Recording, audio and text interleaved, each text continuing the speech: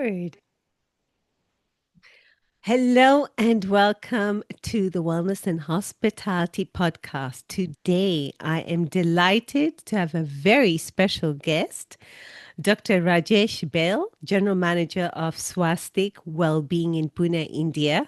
And I think Rajesh is the third person I know in the wellness industry who has climbed the ranks from being spa manager, spa director to CEO, and now the general manager of a hotel with a very strong well-being focus, so like a wellness resort. So I think you're the third person I know. I know Lucia Cunha, I know Hilton Lipkin, and yourself. I think you're the only three people I know in the world. I'm sure there are others. So Dr. Rajesh, it's a pleasure to have you join us today. Thank you so much. Thank you for having me. It's a pleasure to be a part of this, and I've learned so much along the way, and it would be a pleasure to share whatever I can with all my colleagues. You have a fascinating background. Tell us about your trajectory. Well, it all started off as a, research scientist. So I'm not the typical, doctor who would treat patients. I was always thinking on how we could, sort of base whatever we say on science. So I started off being a researcher, did that for a couple of years, and then realized that the research needed to be applied in the real world. And that's how I got into wellness practice.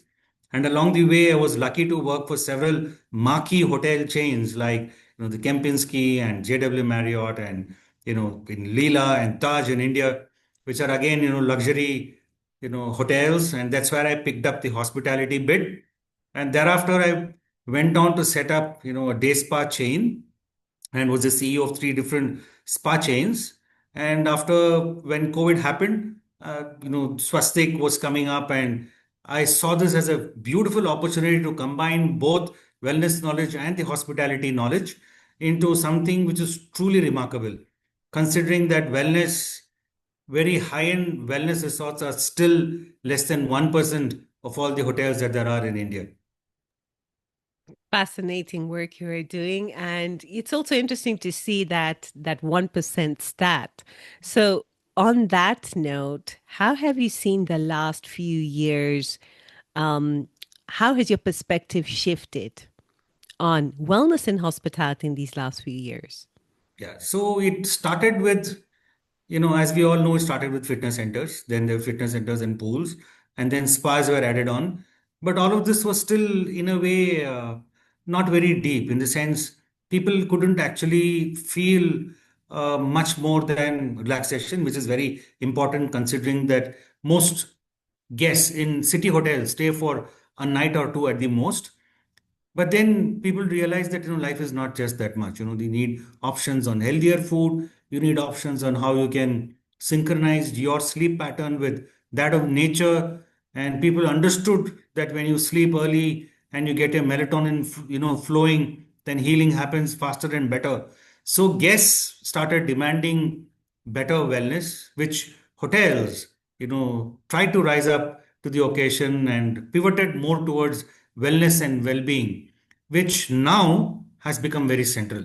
Especially after the pandemic, people have realized that you might as well live healthy, and you need to do whatever you need to do to keep yourself healthy because it has its dividends in terms of productivity and therefore the kind of work that you do. So I've seen a distinct shift towards serious wellness. So there are many hotels in India which are talking, not only they're just talking, but they're putting in huge wellness centers. They're making that the sole point of distinction from others in the market. And I'm happy to see that. It's happened all within a span of 25 years now. Yes, I know we've always thought that it's only the last few years where wellness has taken center stage, but as you say, it was in the cooking for a long time. It just Yes. reached the boiling point after the pandemic. We just needed that small little nudge to get to that boiling point.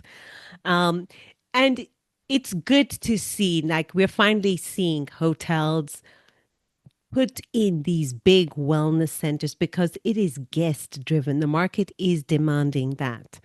But with anything that you experience huge growth, there are also potential red flags. So, what are the three main concerns or three main flags that you see in the next few years in this industry? When I say in this industry, specifically wellness and hospitality. One thing is, since people have understood the importance of wellness and well-being, uh, a lot of people are jumping in. A lot of people, a lot of hotels across various categories are all jumping in, and they're jumping in so fast that credibility becomes a question. You don't know if the therapists are giving you the therapies the way it's supposed to be given. You don't know if the consumables that are used are indeed what they are claimed to be. You don't even know if what is suggested to you is actually authentic or otherwise. So the credibility of many new wellness centers can become a question if they are not done with integrity. And second thing is, just as spas became the buzzword for everything. Once you started with spas, then you had car spas, you had pet spas, and what have you. So, that is this huge danger of wellness becoming extremely commoditized. And wellness is not something which can be commoditized. It is completely bespoke. Each person's constitution is different. Each person's, the way he presents his health and well-being is different. What makes one less stressful is different from what makes another, less stressed. So it's a very, very personal science which has to be delivered by qualified people with a lot of integrity. Now, this is very difficult because there are very few practitioners and very few therapists who actually give a very high quality. So there is a need of training centers where skill sets can be upgraded to run really marquee, integrated and wellness centers, healing centers. And given the need for qualified therapists and even qualified leaders within the wellness industry, where do you see the industry moving in the short, mid, and long term? So in the short term, we can say it's maybe next year. Mid-term, take that to 2027, and then 2028 onwards would be the longer term. Okay. So actually, I mean, the good thing is in India, we are very, very uh, pleasantly positioned. So we don't have a dearth of manpower. And fortunately, a lot of hotels have set up, are beginning to set up skill training schools, while it was confined to only hospitality related training, like front office training and housekeeping training and, other specific aspects to, hotel sales. Now this has expanded to well-being programs as well. So hotels are now running apprentice programs where therapists are being trained on the job and some of it off it, and this capacity building is happening. India also has an advantage that we have so many Ayurveda and naturopathy and yoga colleges. So in terms of the competence, in terms of the technical skills, we are lucky to be where we are. We've got thousands of years of healing, to prove that these systems work and they work very well and they deliver results. So when people see results, then they come back for more. So we are poised for a very good, innings in wellness. In the short term, I see that there is a demand supply gap. So this, is does cause trouble because by the time people actually learn about wellness and well-being, it does take time. So once this is sorted out, then a lot of things in respect to starting wellness centers will be a lot easier. Another thing which I also see is that even hotels, they're not very clear. They need more clarity on how things should be set up and where to go to and who to listen to. So this technical expertise is again a little rare. These are the short-term challenges. If you look at it in terms of mid-term challenges, then we need to work out the rates and value proposition. Once that is done, and it is aligned with ESG, because let's understand that healing is not only about what goes on within the body. It's also got to do with what is the AQI that your place, is offering you. What is the quality of water that you are breathing? I mean, that you're drinking. What is the air that you're breathing? What is the impact of your stay on the local environment? So every traveler who's serious about wellness and well-being is also serious about ESG. Is sustainability being practiced? Are we fueling consumption, or are we responsibly consuming, what we are consuming? So meeting these challenges would be a midterm, challenge. And even you look at it, long term, then right from the design stage, the well-being aspect has to be emphasized, because an after fit is always an after fit. So unless you design it from ground up and then train the people properly and make sure that what you're offering actually works, and the whole well-being experience is rolled out with integrity, that's when a place succeeds. So these are the short-term, mid-term, and long-term challenges that wellness and hospitality faces. And with Swaskit right now, you've been working, you were right there from the conceptual phase, just, right from the beginning to opening and promoting the property. What are your top priorities given where we are within wellness and hospitality in the industry, how we're evolving? And yes, there's a very strong focus on wellness, and that is consumer led. But what are your top priorities right now, and how do you plan to achieve them? Well, very good question. And what I feel is that, like I said, we are wellness. Even in India at this point in time, though we have, wellness professionals. What I see is that uh, I'm at a point where, for us now, it is important to spread the word that we have opened. So awareness is very important. And only when awareness is there, then people would come and experience us. So my top challenge now is, how do we spread awareness quickly so that people actually try us out? And we are fortunate to be in a time and age where digital marketing is very pronounced, where AI in marketing is also very pronounced. So with these tools, what took 5 to 8 years to get people in through the doors can happen in two. So when people come in faster to experience, our guests come in to experience, then the return on investment is faster. So my current challenge is to make sure that we spread awareness and get more, people in as quickly as possible. Second thing is, most often, even to this day, people, don't understand if it's, I mean, what a well-being resort actually is. Do I go there for a wellness vacation, or do I go there for healing? So there are many which fall into both of these brackets. For a place to have long-term credibility on healing, then you need to heal. For a well-being place, you need to heal. You need to take, people in with conditions which you give a solution to, and there are tangible, measurable outcomes. So, communicating this positioning is also important. So, these are the two big challenges that we are facing and are sort of overcoming now with our digital outreach, and with the positioning, with the way the website is made, with the way we reach out to people, to conducting workshops in different places. That is what we are going through currently. And Those are the top priorities. and given these priorities, which are, I think, most people who are opening, there's so many wellness retreats opening worldwide, and they're facing similar challenges and probably planning around them in a similar way.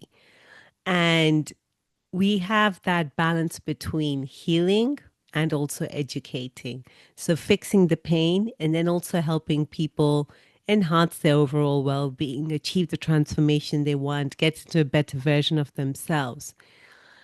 Given also where we are within hospitality, what wellness is within hospitality, and we see many hotels add their new gadgets and people still don't know how to use those new gadgets.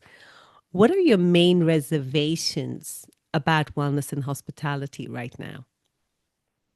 Uh, Traditionally, I mean, hospitality uses a lot of gadgets, which is good. I mean, I would say it's always good.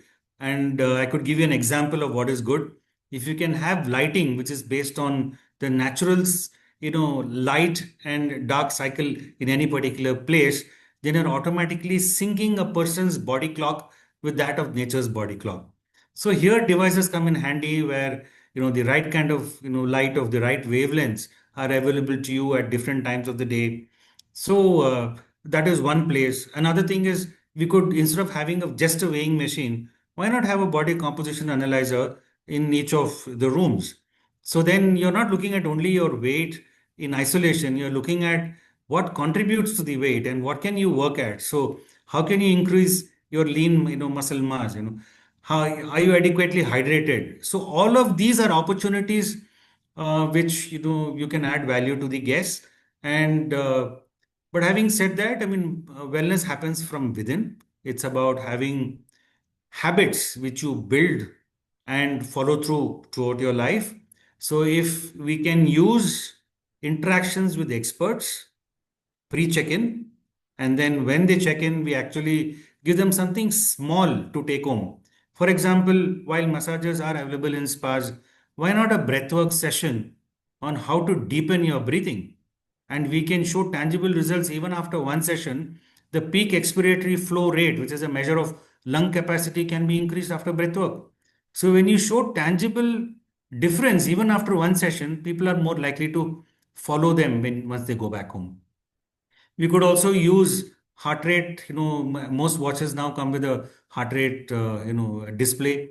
If we can take somebody through a guided progressive muscle relaxation and show them how in 20 minutes the heart rate just drops by 10-15%, then, and the connection of the heart rate with cortisol and the stress levels, then, I mean, a lot of value can be added. It's like, as you mentioned, it's bringing in, threading in the credibility with Yeah. the offering. And these offerings these are age old. We've offered them, as you said, for now 25 years, but we've not known how to link it with credibility. And I think that's always going to be, I think, a main challenge, at least in the next few years, until we don't have credibility to back what we offer, which in turn will make our clients come back again and again. And traditionally, like you've been in this industry for a long time and you've also had your own consulting business. Traditionally, wellness in hospitality does not have a stellar track record in performance. What can we do to elevate our track record? So I think what we need to do is look at it more holistically. When I say holistically, one is convince hotels on what is in it for them. Uh, when I say when I say that, the hotels who are open to being a little different, being offering things of value with integrity, when they offer wellness with integrity, they realize it's not just the choice, it's not just a one-time choice. People come back for more. And if you're giving them even small things which they can take home, I'm sure you must have read about the book called Atomic Habits, where little changes make a large difference over a period of time. If we can introduce even 2 3 atomic habits while they are while they're staying in house, that can add a whole lot of value, which can be a reason for people to come back. Now that's for resident guests. There is a huge market which is just outside the hotel, which is close by residential areas. I mean, every hotel is located these days surrounded by residential areas or business districts, and this is where the subscription model comes in. If we can include three main things into a subscription model, which is a meal, maybe a wonderful healthy breakfast prepared along slow guidelines, which is seasonal, local, and organic, then people are, at least one third of the food that they put into their body is healthy and taken care of, and then perhaps you can pack a meal, a lunch, or a dinner. So at least, what they put into their body becomes healthy. Second is movement. Even a quick 35 to 45 minutes of workout. It could be circuit training, it could be yoga, it could be, a group session, it could be aerobics or whatever. So that takes care of the physical aspect. And third is the stress part of it. If we can tell people, teach them biohacks, okay, on how to get healthy, on how to be stress free. For example, if you feel stressed out, just breathe in and out from your tummy. Do diaphragmatic breathing. Use your diaphragm to breathe in and out, which in turn works on the vagal tone, which in turn reduces your heart rate, which in turn reduces your blood pressure, reduces your anxiety. So if we can equip them with biohacks, and then we take the biomarkers when they join for a subscription model and at regular intervals starting from 2 months onwards, and when they start seeing changes, they start getting compliments, they've dropped 4 5 kilos of weight, they sleep better, the gut is better, they're happier, then no reason why people would not want to sign on. So if we get both of these aspects, the hotel residents as well as local residents, and coming in and using this place extensively, then it adds value to the hotel. It also adds value to what the consultant is doing. And then it's a win-win for all, even revenue wise. And talking about revenue, I mean, I'm a strong advocate of the subscription-based model, and I think wellness is a great opportunity within the hospitality business model to tap into that. True. And they don't need to be also physical in-person activities. They can also Mm. be virtual. I think that's the beauty of our industry. And you know, you have that strong business acumen, and you also have a strong therapy background. And when you were creating the wellness concept for your property, what kind of data were you taking into consideration when you were proposing it to the owners of the hotel? So first of all, I mean, since we form just 1% of the entire hospitality in the country, you know, there is very few competition. And when you have very few competition, then the kind of offering is also very easy to understand. So when you've understood what the competition offers and what the market offers, then finding out a niche, is not all that difficult. For example, we look at how do you enhance 5 dimensions of life, which is health, wealth, love, bliss, and spirituality. And each of these have got a spiritual component, it's got a physical component, it's got a social component. So if we can tie all of that up into a stay and show demonstrable improvement, in the way they take care of their body, in the way their body feels, in the way the body has lost weight, lost water, then I mean it becomes easy. So first thing we focused on is how can we be measurably different, and second is if we are going to be measurably different, I mean, how can we market it and make sure that people come and utilize the facility? So we talked about first being a place of choice, which brings a slightly different meaning to what wellness and well-being is. So we don't call ourselves as a Swastik wellness sanctuary. We call ourselves as Swastik well-being sanctuary, because when you're talking about well-being, then it's a lifestyle. It's not an activity anymore. So that was one. Second is we looked at numbers in terms of what our positioning is. What is it that people are ready to pay now? What is it? We did a market survey and understood what is it they're ready to pay and how much are they ready to pay for a differentiated product, more or less. And thankfully, it turned out to be more. So that combined with what are the occupancies that we could achieve helped us to understand the kind of offering that we need to offer. And since we were close to the city of Pune, we're just 20 minutes away from the heart of the city, uh, we are also open to a subscription model. And this gives a lot of impetus to the return on investment. We've got people who signed up, we've got people who come here on weekends. So all of these factors were taken into account when we designed the whole place. It was not meant only for resident guests. It was designed with subscriptions also in mind, and that is paying off now. And you just mentioned that you're the 1% in India. Talking about the Indian wellness market, what is the relationship between wellness and hospitality right now? And where do you see it going? Do you see this in the point of becoming the next big trend, the next market to watch? Absolutely. I mean, I would love to answer this question because, you know, there has been a lot of traction about wellness and well-being in India as well. People have woken up now to the fact that, hey, I mean, we have all this knowledge in our backyard, and why have we not utilized this?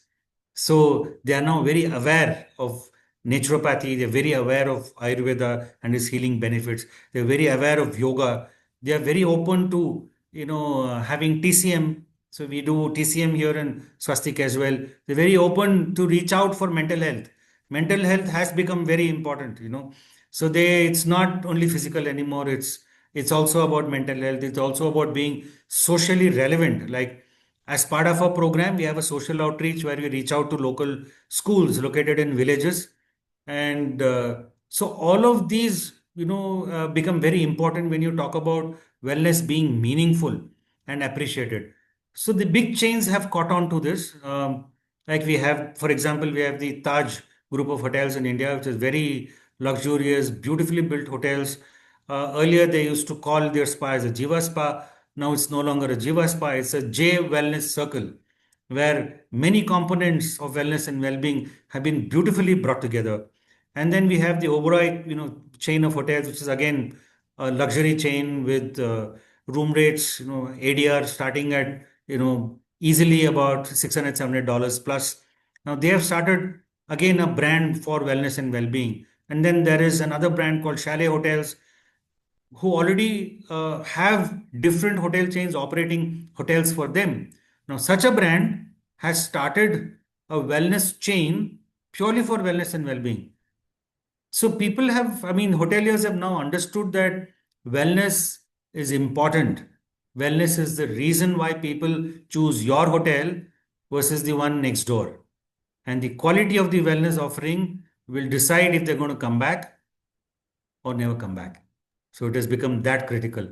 And especially after the pandemic, many people with lots of money have realized that money is best spent on yourself, because end of the day, you are the most important and valuable real estate that there is.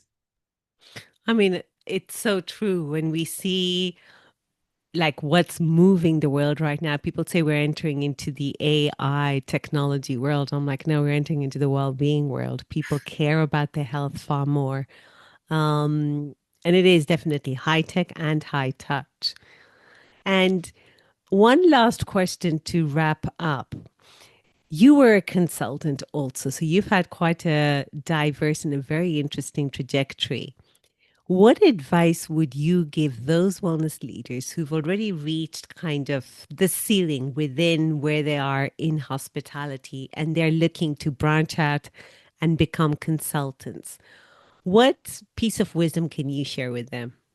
Yeah, uh, what I realized works when you're a consultant is don't go on telling about what you can do.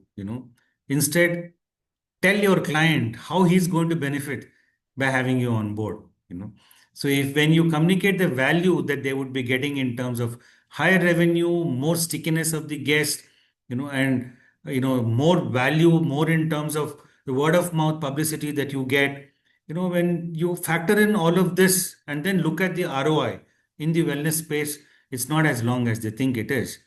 And when the numbers show up, then you don't need to convince them. They're going to be asking you to, set up more. I'll give you one small example. There are many luxury projects here in Mumbai, and they're all coming up very rapidly. And each of the apartments cost $10 million and more. And you would be probably pleasantly surprised that the area that is allocated for wellness and well-being is upwards of 25,000 square feet. And so when I got talking with the promoter, I asked him, why are you doing something which is so big? Because traditionally you do a pool, you do a small fitness center, you put in 4 spa rooms, and then it's done. So he said, no, I'm not looking at a traditional, spa. I'm looking at a longevity clinic. And the reason I'm setting up a longevity clinic is that I'm getting a 30% premium over a similar property in the same locality. Now, if you're getting that much premium at even before your building is built, then what better profitability analysis would one need? So people have realized that wellness sells and you can charge a premium for it. So as consultants, if we can talk to our clients talking about the value that they are getting by having wellness and well-being, then you don't need to convince them. They're going to be asking you to work with them for a long, long time. That's the takeaway. I love that. You know, it is the right time to be in this industry right now. Yes. People are aware they need to do wellness, and I think they're even more acutely aware. It goes beyond the treatment rooms, the spa area, well fit out gym. It goes far beyond that. So I think there's never been a better time to be in this industry, however you want to be. You know, you can also be within a company or you can set off on your own. And I think these are just the perfect time. Now is the perfect time to be in the industry. And Rajesh, it's been fantastic speaking with you. Is there anything else you'd like to add before we finish? One small piece of advice for all, people who are in the wellness industry, follow it yourself. Make wellness, so central to who you are that people can sense it. I definitely believe that. Walk the talk. Yeah, Otherwise, it's not authentic. true. Thank you so much, Rajesh. It's been fantastic having you. Thank you. Thank you for having me.